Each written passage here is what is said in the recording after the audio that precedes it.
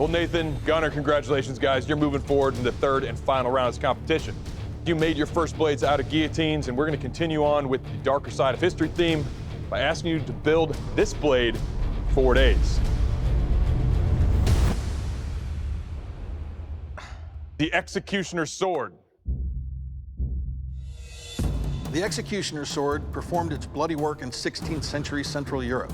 Unlike combat swords, this lethal blade features a straight, double-edged cutting blade with a blunt tip, perfect for swiftly chopping off the heads of criminals. This deadly weapon was used on many aristocratic felons rather than the axe, since it allowed the victim to meet his end in a dignified kneeling position rather than laying face down with his head on the block. While the Executioner's Sword fell out of use in the early 18th century, this gruesome sword is still wielded in the 2019 video game Mordhau. The bladesmiths, good luck. We will see you in 4 days.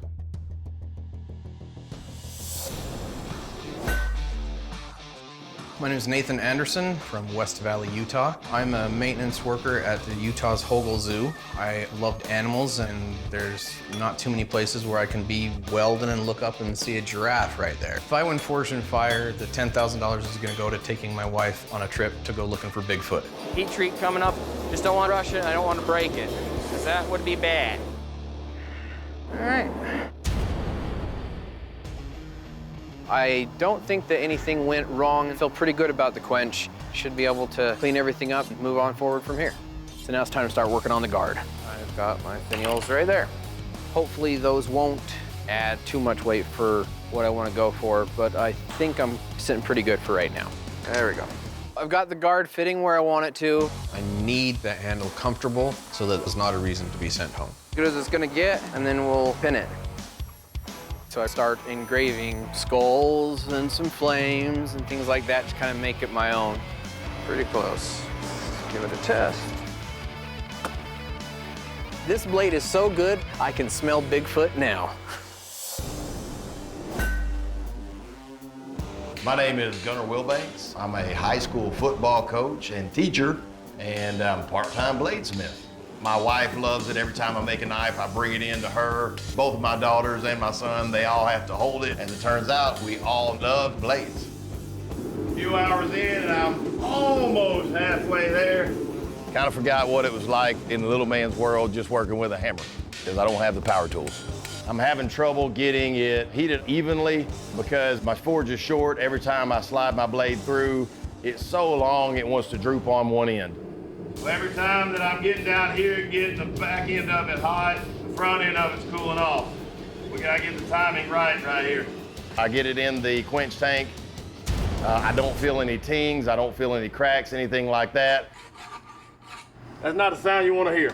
It's soft on both ends. That's not gonna work. Plan B is to go in for a second quench, and instead of laying the blade flat, I'll lay it upright. Maybe I'll be able to hold the heat a little bit better that way, and the blade's not gonna sag on me. If the quench doesn't go well, I go all the way back and start at ground zero. Thank you, Jesus. Thank you. I'm elated that I'm actually gonna be able to use this blade. It seems to be going great.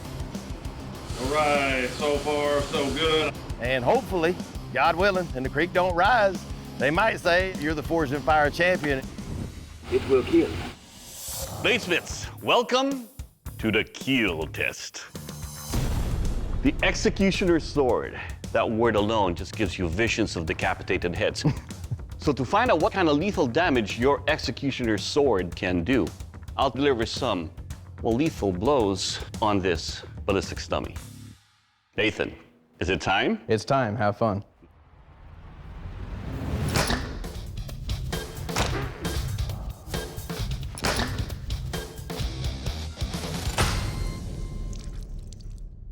Holy crap. Just a little off the top. All right, Nathan. First up, this is a heavy beast. It is so forward heavy that you need 2 hands to control that. Now, your handle construction is smooth, I'll give you that. But it also feels a little bit rounded over here, where it actually gives me much more control sideways than it does this way. But overall, your weapon, sir, it will kill. Awesome. All right, Gunner, your turn. So you ready? Absolutely. Let's do this.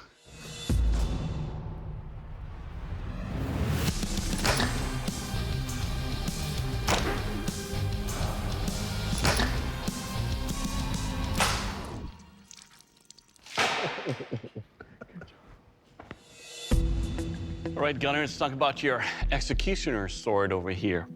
Your blade right here has a finer grind, so it makes it a little bit lighter. And the edge that you have here, when it came to that skull, just glided into that. Overall, sir, your executioner's sword, it will kill. Thank you. All right, gentlemen, it's time for the strength test, the skull and bone chop. Now, to test the overall construction of your blades, as well as how they feel while they're being used, I'll be chopping into these skulls and that nasty giraffe bone. Nathan, you're up. Are you ready? Yes, sir. Have fun.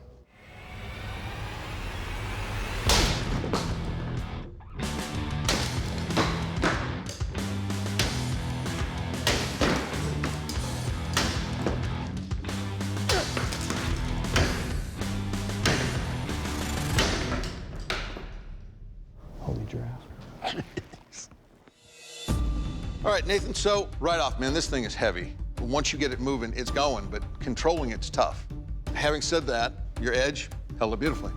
It's still just as sharp as when I started, which is pretty darn sharp. So good job on that. Thanks. I like sharp things. Gunner, ready? What if I said no? I'd say, you don't watch the show much, do you? Exactly.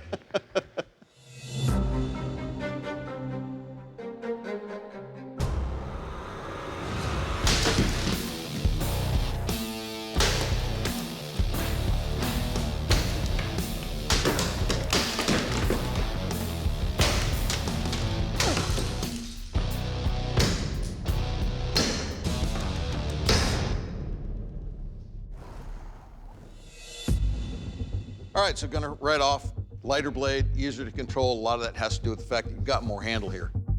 Now your blade, it's got some compacting on the edges, but I wouldn't run my finger down this edge. It's still plenty sharp. Nicely done. Thank you, sir.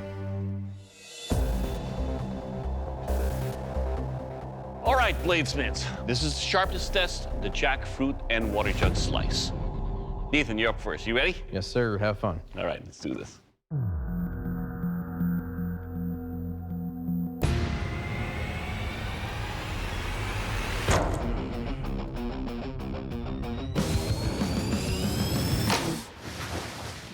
Still sharp. All right, Nathan. As far as the downward chop, it's a very clean cut, easy, no resistance whatsoever. Now, when I was cutting, as soon as I met the resistance of the water, it kind of rolled on my hand. But anything that it did have contact with, it was able to cut. Overall, sir, your weapon, it will cut. Thank you. All right, Gunner, your turn. So you ready? Yes, sir, I am. Let's do this.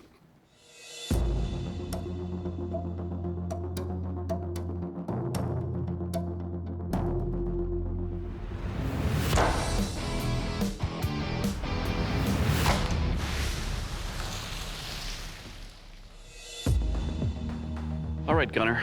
The handle construction you have here is wide and ovoid enough to where when I hold onto it, I can really tell where the edge is, and it's much easier to control a blade like this. In the slice, you can see that cuts nicely. Overall, sir, your weapon, it will cut. Thank you. Well, bladesmiths, only one of you can leave here with the title of Forge and Fire Champion and get that check for $10,000. Now, the judges discussed your blades, and they made a final decision. Today's Forge and Fire Champion is... Gunner, congratulations. Now, Nathan, you fought hard, man, but unfortunately your blade didn't make the cut. I'm gonna have to ask you to please step off the forge floor. Thank you very much. Congratulations. Thanks, bud. Well, I'm gonna have to find a different way to take my wife to go see Bigfoot, but we're still gonna go. Well, Gunner, that makes you the Forge and Fire Champion. You just got yourself a check for $10,000. Congratulations. Thank you. Appreciate it, guys. I just won Forged and Fire. Feeling good? I mean, I've never thought I would make it this far from day one. I don't necessarily think that I'm a better smith than any of these other guys. It just worked out in my favor today. As far as the money, after football season ends, my wife and I will probably take a long weekend somewhere.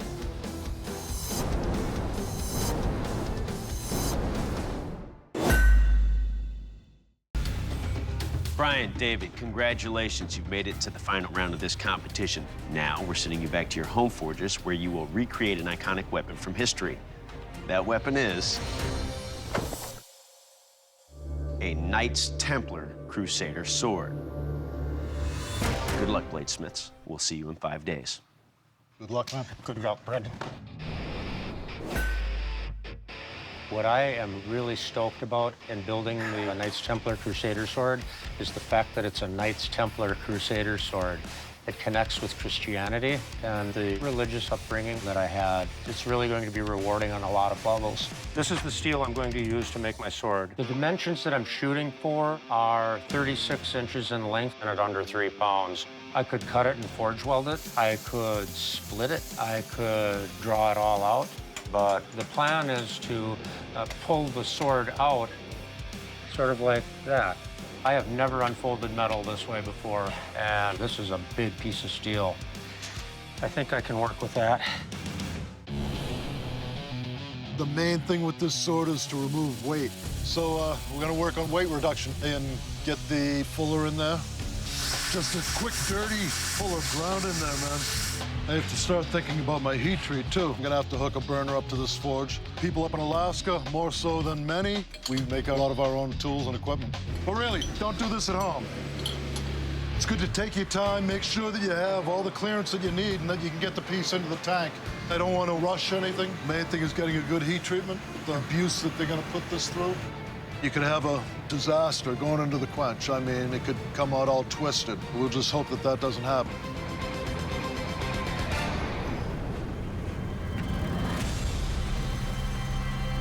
So far, it looks good, and it's hard. So we got a successful heat treat.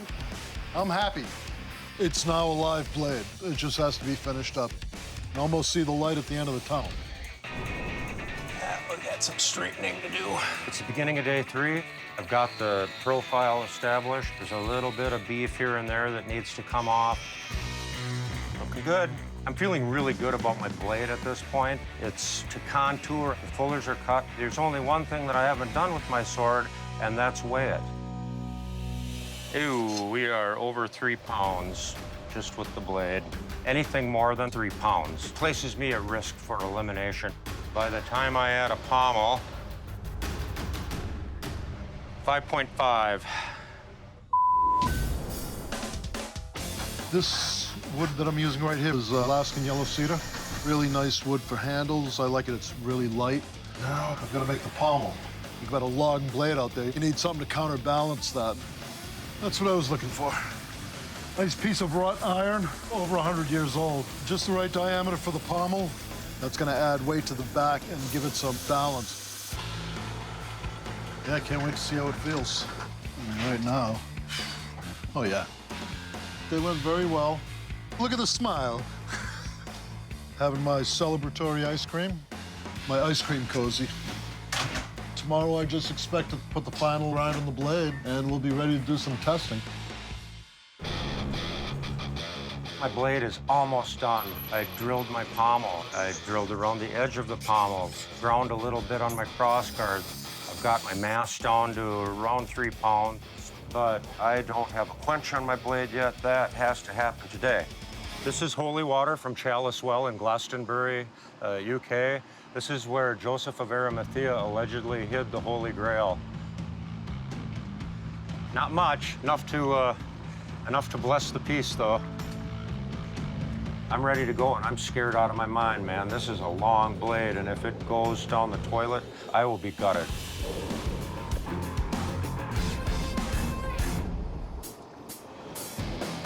I think we have a blade. Booyah!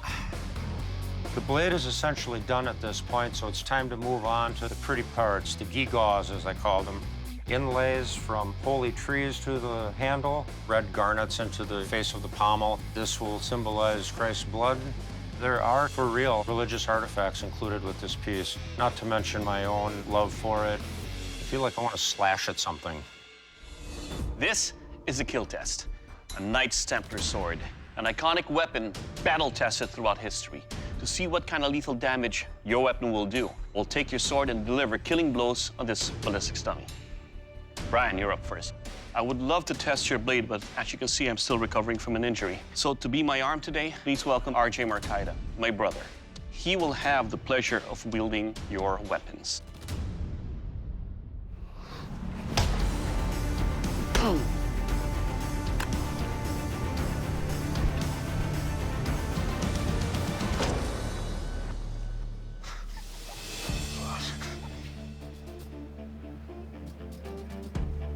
Your sword is a little bit on the heavier side, but because of the pommel you have over here, it actually balances it out. There are areas that are sharp, and there are areas that are not as sharp. On the final blow, that edge has proven to be very sharp and actually would disembowel this ballistic dummy. Your sword, sir, will kill. All right, David, it's your turn. You ready? Let's do it.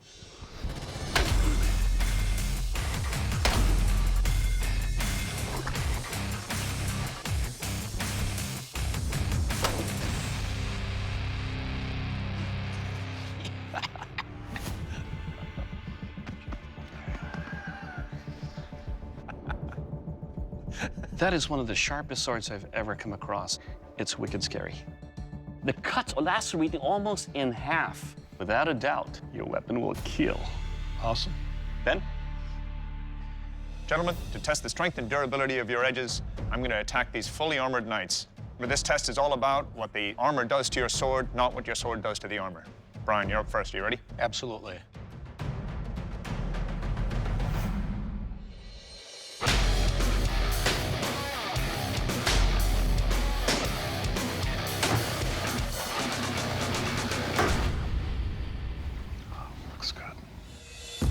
Well, Brian, your edge held up really well. It's a very obtuse grind that lends itself to this kind of test. The handle was comfortable. It's a nice shape. I was able to index very well. It stayed straight in the tests and didn't pick up any damage. Well done. Thank you. David, you're up next.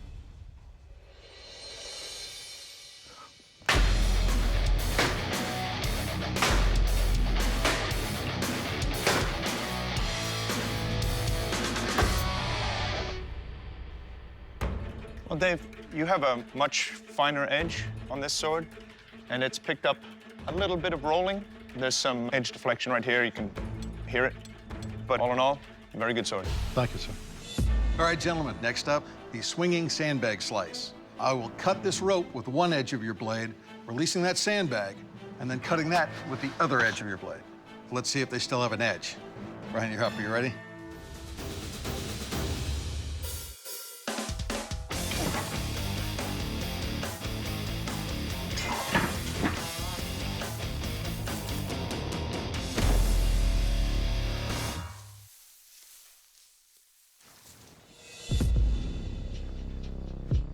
First off, there are sections of this blade that just don't have much of an edge. That first cut and just skated up the rope. Second cut, bit in, went right through. You can see how there's a lot of tearing at the edge of that bag as opposed to a clean slice through it. I would have loved to have seen a little bit more edge, especially on that front half. David, you ready? Absolutely. Okay.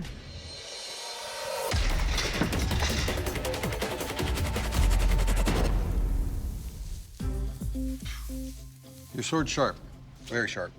Pass through the rope, no problem. Pass through the bag, no problem. As far as the design of your sword, would have loved to have seen a counterbalance on this.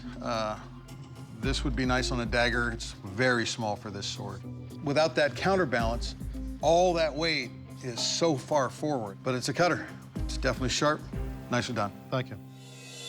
Bladesmiths, the judges have completed their deliberation and they've made a final decision. You've both put in a lot of work here, but there can only be one Forged in Fire champion, and that champion is Dave. Congratulations, you are the Forged in Fire champion. Brian, unfortunately, your Crusader sword did not make the cut. Brian, I really applaud the fact that you brought a lot of yourself to that sword. In the end, it came down to your sword just wasn't as sharp as your competitors. And that's why we've got to let you go. Understood. Brian, please surrender your sword. David's sword cut better than mine. He outsmithed me. That's the way it goes, man. In the end, there can be only one. I may make another Knights Templar Crusader sword. I've still got 2,000-year-old oak bits at home. I still have holy water at home. Anything can happen. David, congratulations. You are the Forged in Fire champion, and that's a title that comes with a check for how much? 10 grand. That's right, $10,000. Good job. Victory feels good. In this competition, it showed me that I can push myself a little harder and get more done. Looking forward to getting back home. First thing I'm gonna do is fix my bike and go for a ride.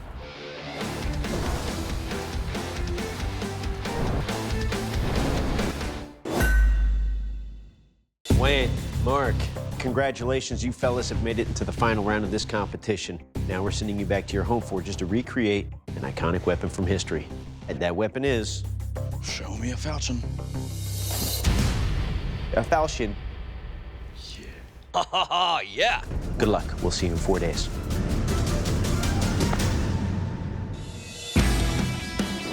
We made it back. Welcome to Pirate Forge. You know, I've done my research, and back in the day, the armor was getting tougher, you know, thicker leather, introduction of chainmail and whatnot. So they needed something that was going to cut and chop with the strength of an axe, but still be wielded like a sword. And that's when the falchion was born.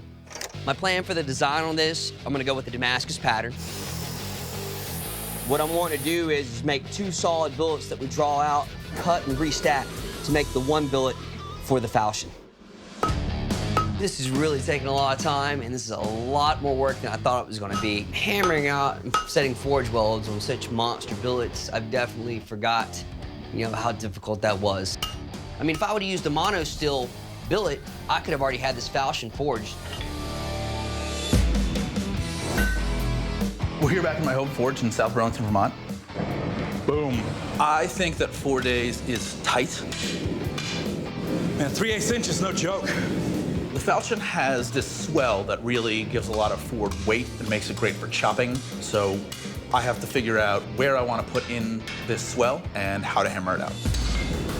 So thin. I finally get this swell drawn out, and it is just way too thin. And I'm not even close to 3 inches. So I'm pretty nervous about the structural stability of what I'm making. Ugh. So I am just going to start on a second swell. I'm giving up on this flare because it's just too thin, and I still have enough metal back here to make it work. What I realized is that the first time I wanted to move the metal completely horizontally from spine to edge, and the way that I was doing it was moving some of the metal lengthwise and enough of the metal lengthwise that it just got too thin. I put into practice what I learned making the first swell. It's already going a lot better, a lot faster, and getting a lot wider without getting as thin as it did the first time. Except for day 1. It's day 2. Best case scenario, we get the sucker drawn out, we get it quenched, it comes out looking great. Never quenched a blade this big. I don't know what's gonna happen. We're about to make this thing change into a real sword. This is a special, momentous occasion. I was so inspired by this blade. I was like, there should be a falchion song.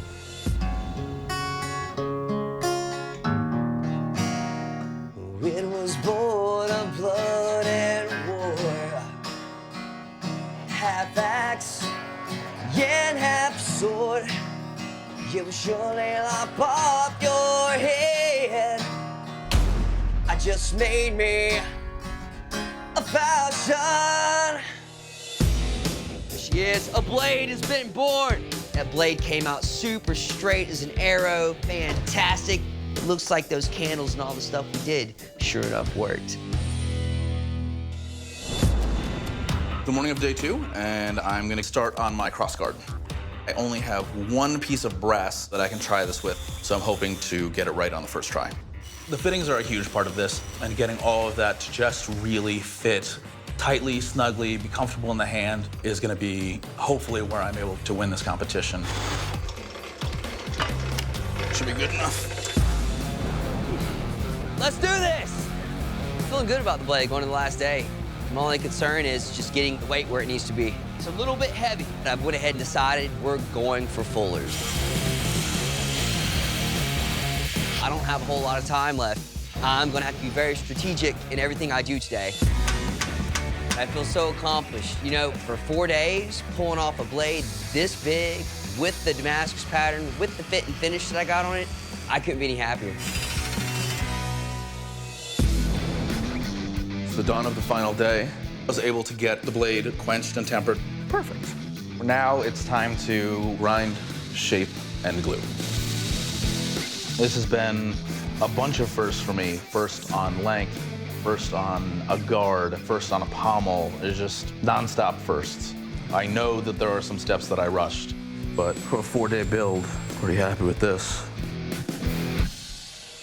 All right, bladesmiths, this is the keel test. To find out what kind of lethal damage your weapon will do according to its historic design, I will try to cut this big carcass in half. Wayne, you're up first. You ready for this? Absolutely. Oh, man. One and done.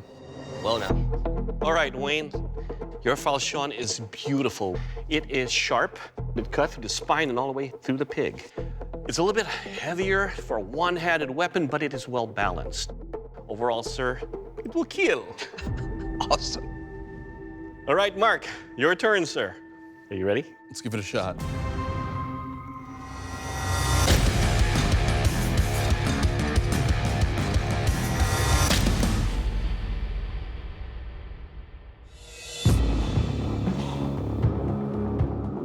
All right, Mark, let's talk about your Falchion here. It's a nice, lighter blade. Your edges are sharp enough to cut through spine, but the problem I have here is your guard. Your edges here are not rounded. They dig in right here where the thumb is. But your blade, sir, it will kill. Thank you. All right, gentlemen, to test the strength and overall construction of your blades, I'll be attacking our armored dummy here. This test is not about what your swords do to that armor. It's about what that armor does to your swords. Wayne, you're up. You ready? Let's do it.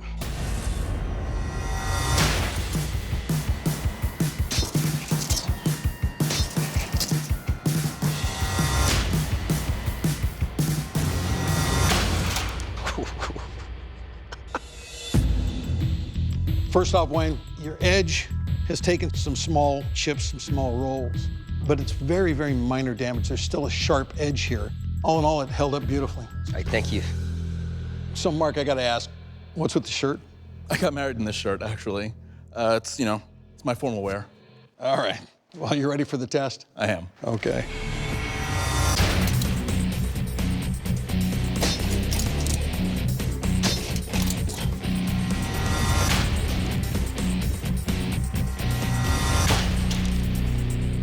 Not bad.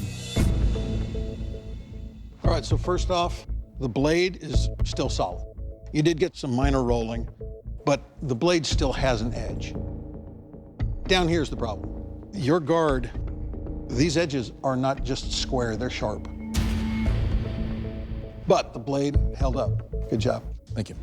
All right, bladesmiths, now it's time to find out if there's any sharpness left to your weapons. To test the edge of your weapon, I'm gonna cut through this gauntlet of sandbags. Wayne, you're up first. You ready for this? Oh, yeah.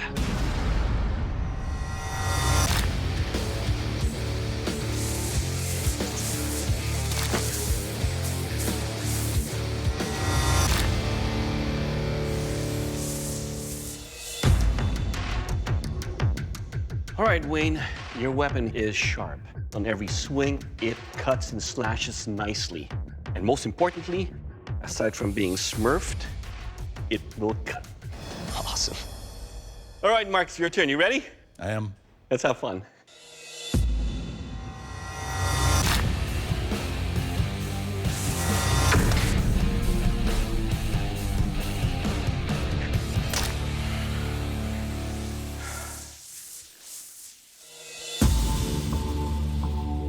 All right, Mark, And you can see on both of these bags, it cut deeply. On the second bag, on the swing back over there, it must have hit a dull spot. It did rip parts of the bag, but it didn't cut all the way in.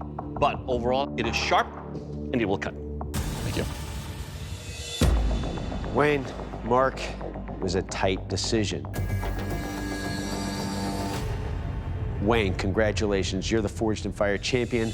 Mark, unfortunately, your blade didn't make the cut. And Mark, you made a good blade, there's no doubt about that. But the big problem is mainly your guard. Not rounding off those sections, those sharp corners will bite into the user's hand. And if a weapon's gonna hurt a user, they're not gonna use it. Please surrender your weapon and leave the forge. From start to finish, this whole thing was a learning process for me, and I honestly think I have gotten years worth of experience and feedback in just a short time. Great job, man. Yeah, you too. This experience was life-changing. Wayne, congratulations. You are one badass, everlasting bladesmith and our new Forged in Fire champion. Good job, brother. Yeah! Yes! Yeah! Please, at this time, present your blade to our judges. So I did it! Man, I wanted it! Next for me, I'm gonna get back on the same thing that's led me to this point, which is just non-stop, going full throttle. I'm just gonna keep pushing. I'm gonna keep getting better and better.